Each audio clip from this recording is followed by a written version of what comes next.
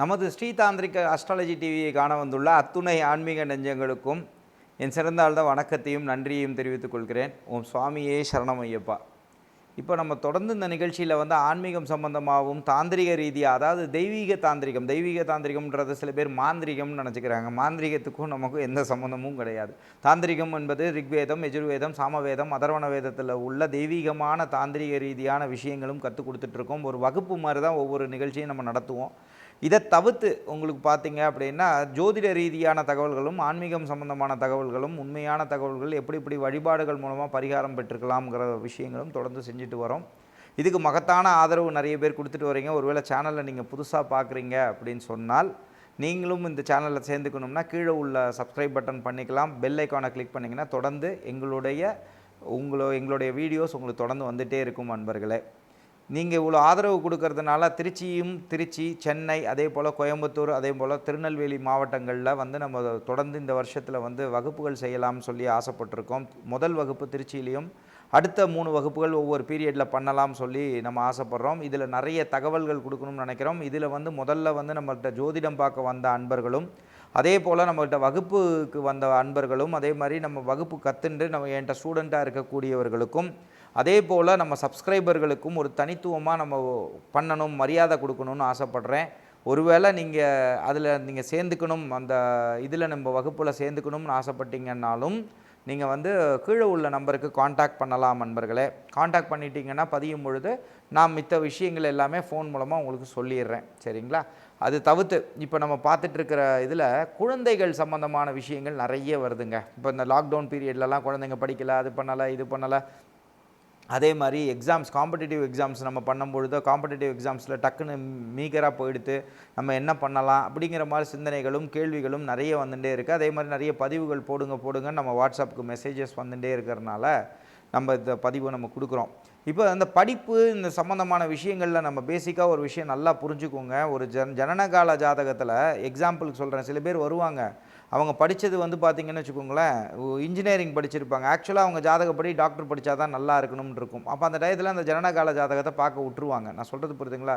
அப்போ நான் உங்களுக்கு என்ன சொல்கிறேன், உங்களுடைய ஜனனகால ஜாதகத்தை முதல்ல பார்த்துக்கோங்க. ஒருவேளை எங்களிடம் பார்த்துக்கணும் அப்படின்னு நினச்சிங்கன்னா உங்கள் ஜனனகால ஜாதகத்தை பார்த்து ஒருவேளை உங்களுக்கு பாதகாதிபதி புத்தியோ பாதகாதிபதி திசையோ இல்லை, நீங்கள் எந்த மாதிரி வழிபாடுகள் செய்தால் இந்த மாதிரி விஷயங்கள்லேருந்து நல்லபடியாக வரலாங்கிறத முதல்ல தெரிஞ்சுட்டு அதுக்கப்புறமா பார்த்தீங்க அப்படின்னா சில முடிவுகளை அதுக்கு தகுந்த மாதிரி நீங்கள் எடுத்துட்டு அதுக்குள்ள வழிபாடையும் பண்ணிவிட்டு அதுக்கப்புறம் இந்த தாந்திரிக பிரயோகத்தையும் பண்ணும்பொழுது 100% பலன் கிடைக்குங்கிறதுல எல்லளவும் மாறுபட்ட கருதே கிடையாது. நம்ம ஜாதகத்துக்கு பெய்டு கன்சல்டேஷன்ஸ் மட்டும் தான் பண்ணுறோம் நண்பர்களே. சரிங்களா?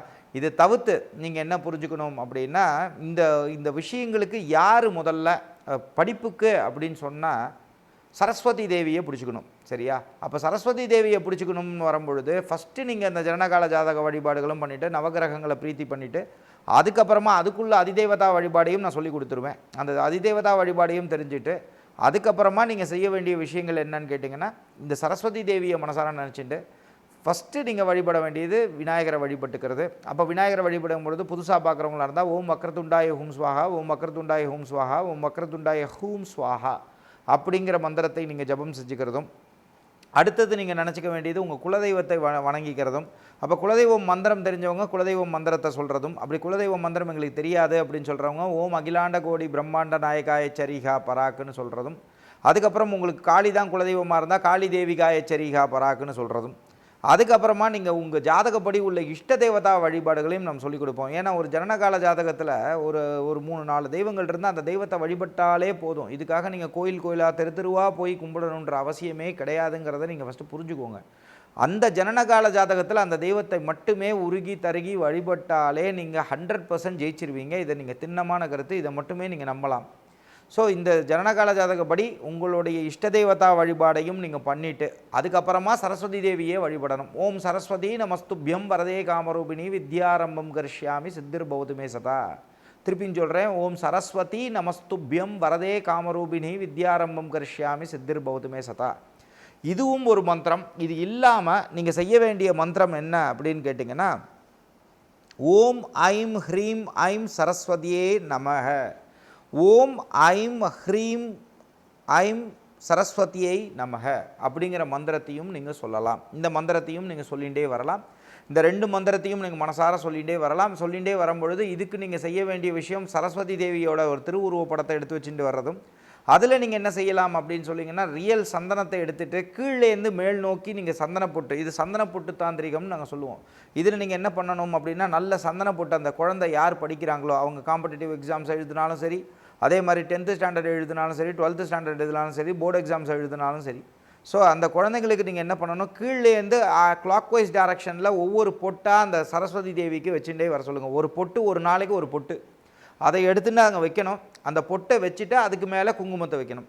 அதே மாதிரி அந்த பொட்டை வச்சுட்டே வரணும். அதை வச்சு முடித்ததுக்கு அப்புறமா நீங்கள் செய்ய வேண்டியது ஒரு இனிப்பு பாயாசம் ஒன்று வச்சுக்கணும். இனிப்பு பாயாசம் ஒன்று வச்சுக்கணும். அதே போல் உங்களுக்கு வந்து பார்த்தீங்க அப்படின்னா, ஒரு இது லைக் பாயாசமோ ஏதோ உங்களுக்கு தெரிஞ்ச ஏதோ ஒரு ஸ்வீட் நீங்கள் செய்ததாக இருக்கணும், கடையில் வாங்காதீங்க.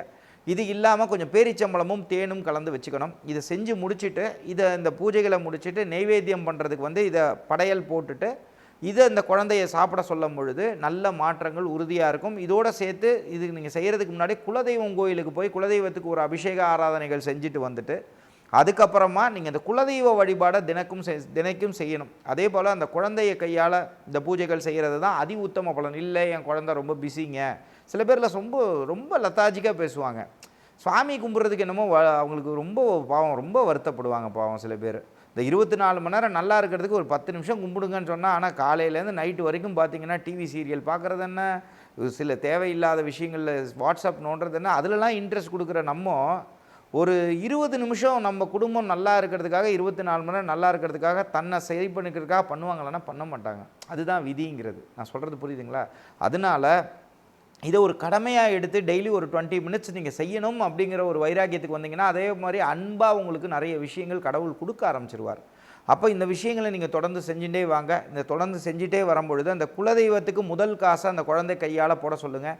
அந்த குழந்தை கையால் போட சொல்லி தலையை 27 தடவை தலையை சுற்றிட்டு கிளாக் வைஸில் சுற்றிட்டு அந்த குலதெய்வத்தை நினச்சி போட்டுட்டே வாங்க. இதை நீங்கள் தொடர்ந்து நீங்கள் போட்டுகிட்டே வரும்பொழுது நல்ல ஒரு மாற்றங்கள் கண்டிப்பாக உறுதியாக இருக்கும். சரிங்களா? இதை தவிர்த்து இந்த குலதெய்வ வழிபாடை பற்றி நான் சில விஷயங்கள் நிறைய சொல்லியிருக்கேன். அந்த குலதெய்வம் வழிபடுறதுனால உங்களுக்கு என்னென்ன வெற்றிகள் கிடைக்குங்கிற விஷயங்களும் இதில் நான் சொல்லியிருக்கேன். அந்த லிங்க்கை வந்து நான் கீழே எங்கள் டீமில் இருக்கிறவங்கள்ட்ட நான் சொல்கிறேன். அதை வந்து அவங்க அந்த குலதெய்வ வழிபாடு பெருமைகள் என்னென்னங்கிறதையும் அந்த லிங்க் பண்ணுவாங்க. அதில் சொன்ன சில வழிபாடுகளையும் இதில் சேர்த்து செஞ்சுக்கோங்க. ஏன்னா நான் அதை பற்றி இப்போ நான் எக்ஸ்பிளைன் பண்ணேன்னா ரொம்ப உங்களுக்கு போர் அடிக்கும். நான் சொல்கிறது புரியுதுங்களா? அதனால் அந்த வீடியோ லிங்க்கையும் நான் கீழே போட சொல்கிறேன். அந்த லிங்க்கையும் நீங்கள் கிளிக் பண்ணி அந்த வீடியோவையும் பாருங்கள். பார்க்கும் பொழுது நல்ல மாற்றங்கள் உறுதியாக ஏற்படும் அன்பர்களே. இது இல்லாமல் நம்ம வருஷம் வந்து பார்த்திங்கன்னா நம்ம பஞ்சாங்கங்கள் வந்து நம்ம கொடுத்துன்னு வந்துட்டுருக்கோம். அந்த பஞ்சாங்கங்கள் உங்களுக்கு தேவைப்படுறவங்க வந்து நீங்கள் எங்கள்கிட்ட வந்து வாங்கிக்கலாம். திருச்சி சென்னையில் இருக்கவங்க நேராக வந்து வாங்கிக்கலாம். ஒருவேளை நீங்கள் வெளியூரில் வெளிநாட்டில் இருக்கீங்கன்னா போஸ்டல் சார்ஜஸ் கொடுத்தீங்கன்னா உங்கள் வீடு தேடி வந்துடும் அன்பர்களே. நாளை மற்றும் ஒரு தாந்திரிக ரீதியான வகுப்புடன் உங்களை சந்திக்கும் வரை உங்களிடமிருந்து வணக்கம் கூறி விடைபெறுவது உங்கள் விஜய் சேது நாராயணன். நன்றி, வணக்கம். ஓம் சுவாமியே சரணம் ஐயப்பா.